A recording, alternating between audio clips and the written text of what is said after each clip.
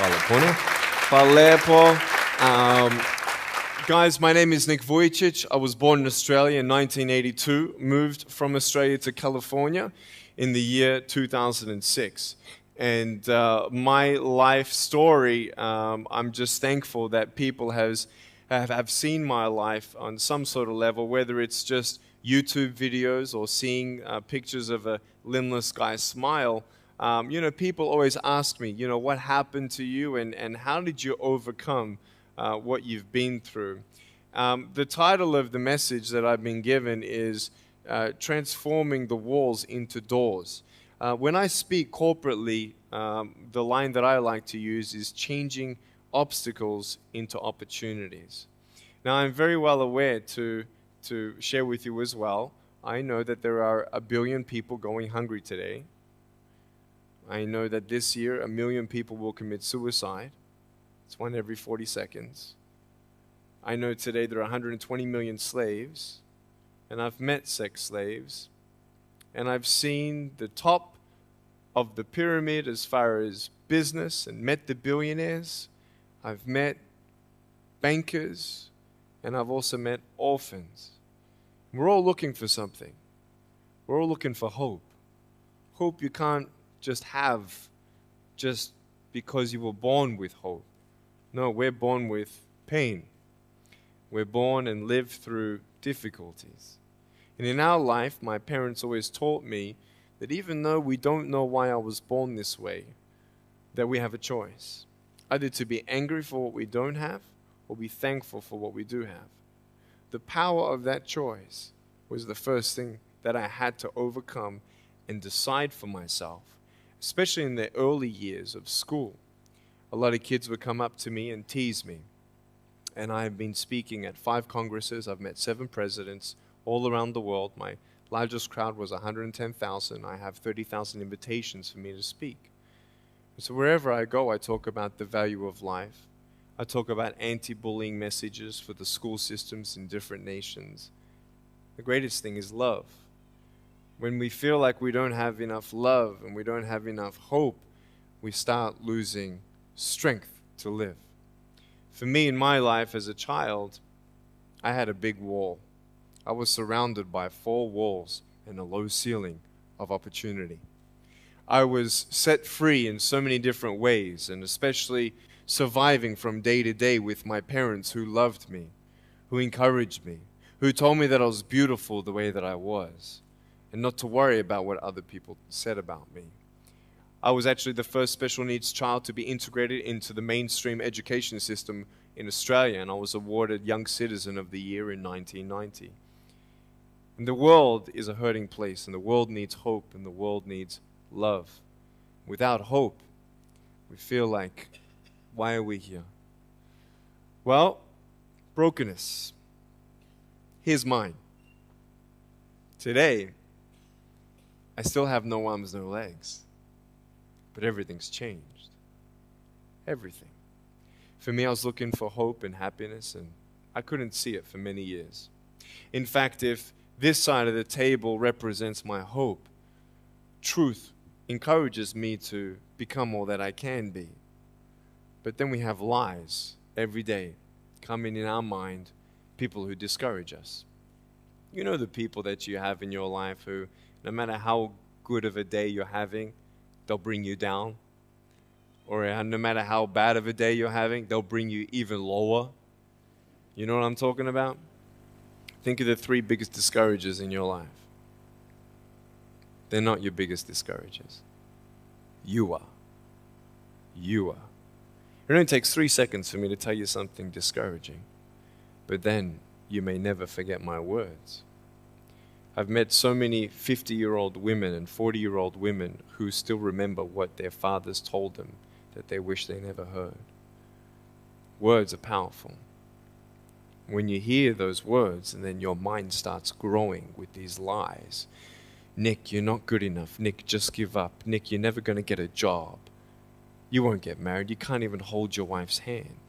What kind of a father are you going to be if you can't even pick up your kids when they're crying? You're alone. Sure, your parents hug you, but their hugs can't heal you. Just give up. Just give up. Just give up. Just give up. Just give up. At age 8, I thought that I should commit suicide. Why? Because I didn't have hope. I thought I didn't have hope. Today you can see that I had hope. What's the word? Believing in something you do not see. Faith. Words can only do so much. Hugs can do much more than words. But when hugs can't do anything, that's where faith kicks in. For me, words and hugs were not enough, but I had no faith. So I tried to give up. At age 10, tried to drown myself in 6 inches or 15 centimeters of water. In my home, I told my dad I just wanted to relax. But really, I wanted to end my life. I had enough. Dosta mi a bio. Okay? The first 2 times I rolled over, I was trying to work out how much air I hold in my lungs before I let it out. And the 3rd time, in my mind, knowing that I wanted to get out of here because of the bullying in my life, because I was going to be a burden to my parents and I had nothing to look forward to, I realized at that moment that if I actually went through with committing suicide, I would leave a greater burden for my parents than they already had. So there was one thing less hopeful or more burdensome than having a child without limbs. What is it? A child without limbs who gives up. So when I saw in my mind my mum and my dad and my brother crying at my grave if I went through with it, that one thought saved me. If my parents never told me that I was beautiful the way that I was, if my parents never told me that I was special and that I was loved, I wouldn't be here today. So I encourage every single parent who tries their best to encourage their teenagers, especially in the West. Many teenagers put a do not disturb sign on their door. I'm sure, the conversations all around the world between a parent and a teenager. How was school? Fine. What'd you learn? Nothing. Did you do your homework? No. And that's the conversation for the day. And when you try to tell your children that they're beautiful, so of course I'm beautiful. I'm your son. I'm your daughter. Of course you're going to say that. But they're right. Every single human being has value, and my value is not determined on how I look or what job I have or where I'm from, where I was born, how much money. All that stuff is nothing. So many teenagers, tease each other for how we look, and I tell the teenagers, do you think that I'm cool enough to be your friend? They're like, yeah, of course. I said, but I have no arms, no legs. And they said, doesn't matter. I said, really? So it doesn't matter that I have no arms, no legs? I said, no, it doesn't matter. I said, then actually, if it doesn't matter, then why do we kill each other with our words if it actually doesn't matter? Why do we look ourselves in the mirror and see ugly instead of valuable? I want to ask you today, what are you looking for? If I gave you $1 billion, would you be happy? If you gave me $1 billion, I'd be very happy. But then if my mum dies tonight, am I happy? No. With all the money in the world, I'll never be happy. Why? Because money is something that cannot heal the soul. So many teenagers are looking for love, which love does heal the soul. Love does complete the soul. But even sex before marriage, I was a virgin before I got married. Yeah, I've got a gorgeous wife. We're pregnant with our first son. And I don't need hands to hold her hand. I only want to hold her heart. And how am I going to hug my kids? So many kids, they come up to me. It's amazing. They put their hands behind their back and hug me with their neck. And I've realized in life, even the worst parts of my life can be turned into good. And they're even more special. So many teenagers, they're looking for love. So they're going to go do this and go do that and have sex before marriage. For me, sex out of marriage is like a $5 Gucci watch. Sex within marriage and having sex with someone who loves you, who's committed to you for the rest of your life, going to be the mother or father of your kids. That's what love is. You can talk, you can sleep with as many people as you like, but never know for sure, do they love me?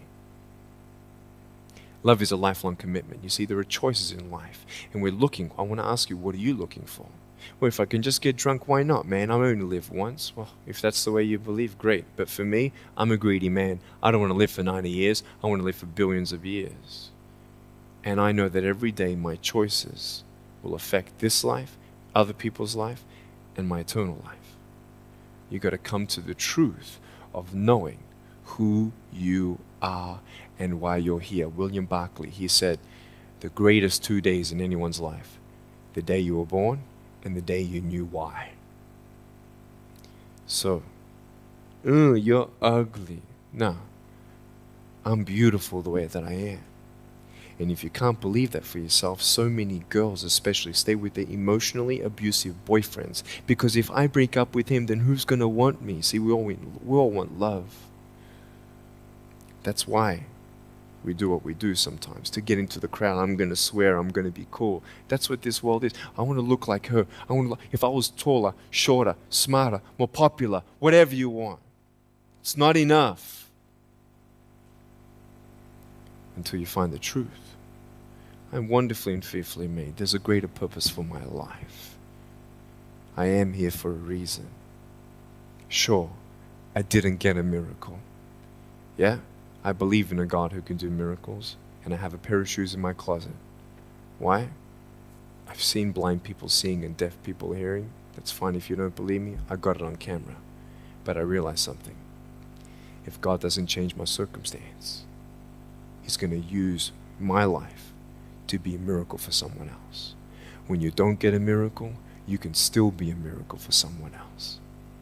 I'm going to close off with this beautiful story. I was in Southern California.